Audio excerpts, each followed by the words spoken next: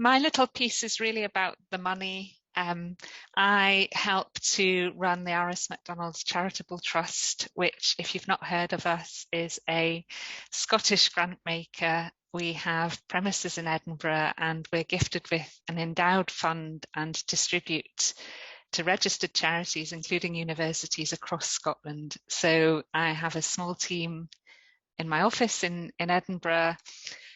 And perhaps interestingly is that we're a thematic funder. We have certain causes that we're able to grant to, which means that people tend to know us because there are only so many charities in Scotland working within our themes, and it gives us the opportunity to fund consistently over a duration and to really get to know those that are interested in what we do and how we do it. And I think that we can safely say we offer a relational approach to those that are in receipt of our money or even interested in our money. So today's the culmination of lots of conversations with some of the people that have presented already, and it's nice to get this over the line and into the public domain. And one of our funding themes is neurological conditions, and the other one that we can grant in a research capacity to is visual impairment.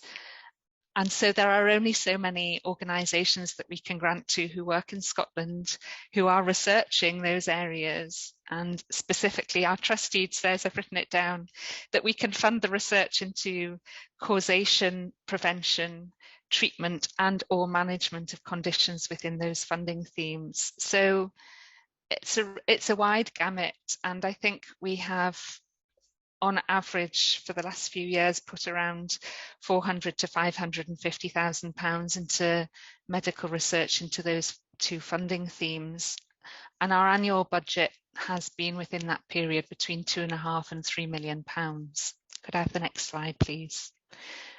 And you will know, you're all academics, it's not a lot of money, relatively speaking, compared to the cost of the research that needs to be done into a very broad remit. So we have thought very carefully and very mindfully about these three questions on the left of my slide, which is, we have a limited number of applicants, we have a relational approach, we like to work in partnership with people who are interested in our money. So from a research perspective, how can we give you funding which will derive what we deem to be best value? What relationship can we offer to the universities who are working within our funding theme? And how can we then leave a legacy? How can we know that what we've gifted to the universities over the years is going to do something that's really important and really meaningful? So Fiona, if you can click on the next four bits. I think we decided to, we decided to develop this notion of a seed corn, which it's our terminology of effectively saying we are going to find university partners who can work within neurological conditions or visual impairment, who can be a valued partner and who can deliver for us the stewardship of a pot of money that will then be used by them to invest in new idea growth, to really think about those particular people who are relatively early in their research career and for whom a small piece of money can derive perhaps a game changer in that career journey that they may have. Because we know that when you've finished a PhD or you're just embarking on the next steps post PhD, you probably can't rock up to a really big research funder and ask for £1 million. You probably need more evidence or more of a case to make that pledge. And we don't want to see the best of Scotland's career researchers either leave Scotland or leave research altogether. That would be, in our case, because we could only fund you, a great shame. So you're the community where we think our relatively modest contribution into research can be best valued. And what we like to see, where at all possible, is where those disciplines who might have expertise in their field can come into our space and think about the application of what they can do or what they can research around something like dementia. I think that's a very exciting space to be thinking about. But underpinning all of this, and I think you've heard from most of the speakers today about this, is that we want to find partners and university partners who can deliver back to us excellence. And I think that's the common theme of today, that hopefully we're talking to your expertise that will give us, through this new fund, some excellent ideas. Next slide, please. So the Seed Corn is a gift of funding, and it's a gift of funding where actually the applicants, so Debbie and Rhoda in this case, have to tell us as the funder that they don't yet know how the funding's going to be spent, because the funding's gifted to you to steward on our behalf, to then distribute according to certain principles and certain considerations. And we have to think about what we've learned from our seed corns to date, which have gone to other universities, and what makes excellence, and what we'd like you to consider when you're thinking and hoping to apply for some of this money. So you can click around all of this slide, and I think it's important to note that as a funder, what I've been thinking about in setting this up, and what I want to talk to you about, is what's the governance? Can we entrust a pot of money to you? Absolutely we can. And it's your job now, and today's part of this, to then enlist some really clear communication with those that might either be supervising those excellent early career researchers, or you are one of those career researchers. So it's your job as the steward of our money to communicate out to the community of potential applicants what the fund is going to be used for and what we would like to see. And even the fact that we're doing this today is a good marker that you're on the road to success. And it should just be said that we hope that this will afford some collaborative conversations. We know that you're probably from different schools within UWS, and you might not have ever thought about the application of your scientific brain and research capacity into the work that Debbie's overseeing. So the very nature of you being here today shows that you've got a collaborative interest, and hopefully you'll be thinking about the application of what you do or what you know, and what it can bring to what is already an excellent piece of work. So then you ask for some money, and the panel of experts will consider your request against all the other requests, which will then derive out what that funding pot is going to award money to, and the awards are sent out, and it's your opportunity to then go away and do what you've proposed in your application. And I suppose I've funded for years and years into the grant making community. It should be said that it's all well and good writing an application and doing the work, but if this is going to get off the ground and it's going to repeat itself and garner our confidence in you as a trusted partner and a strategic partner, you then have to commit back to those that have awarded you the money to tell us what's happened. And it's the most interesting part, but it also takes a certain discipline, and that's the commitment that we're asking within our seed corns, is that we then, as the initial funder, receive a report which gives us all the different opportunities that you've decided to fund and the impact that it's going to have on that career researcher and also dementia research. And we go into this knowing that early career researchers will ask new questions, and not all of them will lead to gold. And that's the point. The point is we're allowing you to try. There's no judgment. If we've awarded to excellence and the answer is actually it's not going to be the future of the care of people with dementia, well, at least we've asked the question and we've found out, and that's okay to tell us in the report. I think that's a good thing to say today. And really, the lasting piece of this is what we thought about at the beginning, which is the legacy that we then leave those researchers.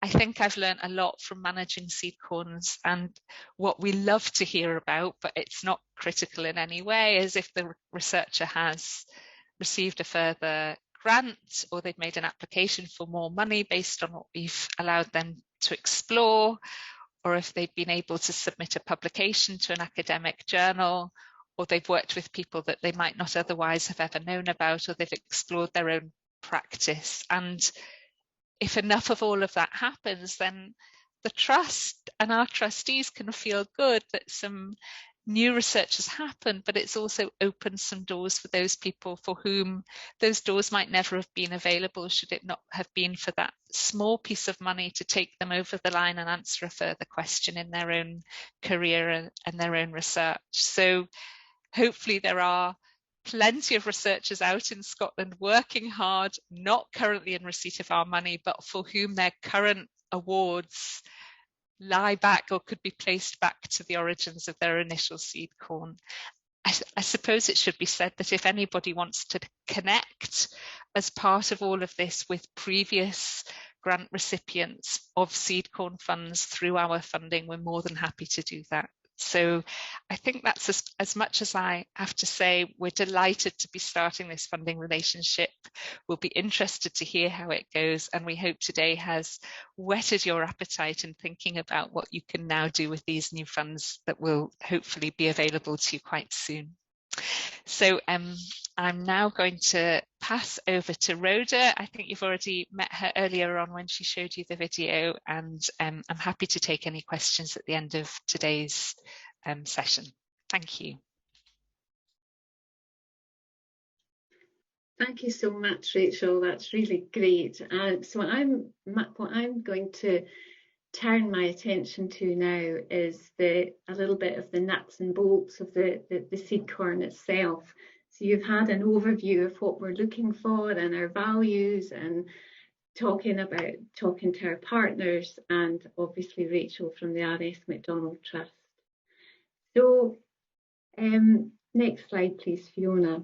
So the aim of the seed corn is, as Debbie and Rachel have alluded to, is really to grow a vibrant interdisciplinary community of dementia researchers within UWS.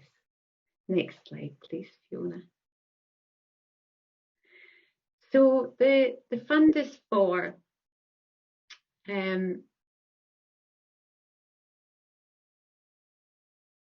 early career researchers or mid-career researchers who, and there's a qualification with that. So the principal investigator can either be an early career researcher or a mid-career researcher from any of the 4 academic schools within UWS.